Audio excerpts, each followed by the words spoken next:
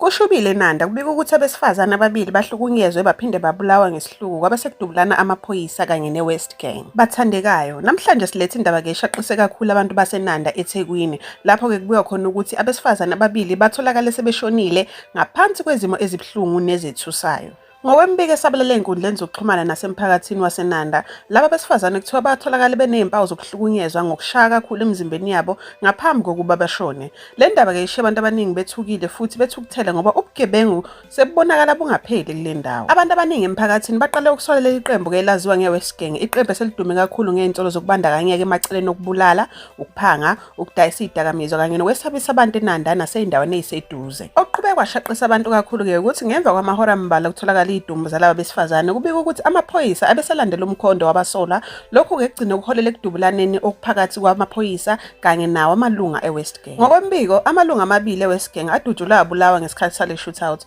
okubalwa khona nomuntu okubikwa ukuthi ungumholi waleli qembu. Lokhu kudubulana-ke kuthiwa kwenzeke eNanda ngesikhathi amaphoyisa ezama ukubopha abasolwa abaxhunyaniswa namacala okubulala laba besifazane kanye namanye amacala amaningi obugebengu obuqhubekayo emphakathini.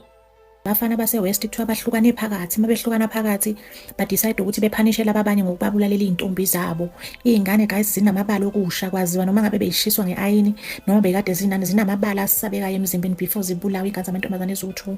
Yize kubika ukuthi abanye abasolwa-ke bashonile ngesikhathi kudutshulwana, kuthiwa amaphoyisa asaqhubeka nophenyo futhi asazingela namanye amalungu eqembu okungenzeka ukuthi abalekile. Abantu baseNanda bathi sebekhathele ukuphila ngokwesaba nsuku zonke. Abanye bathi iy'ngane ayisakwazi ukudlala ngokukhuleka emgwaqeni ngenxa saba igebengu nokudubulana okuvamile kule ndawo. Umphakathi uthi ufuna amaphoyisa aqinise ukusebenza ukuze kuphele ukubulawa kwabantu abangenacala.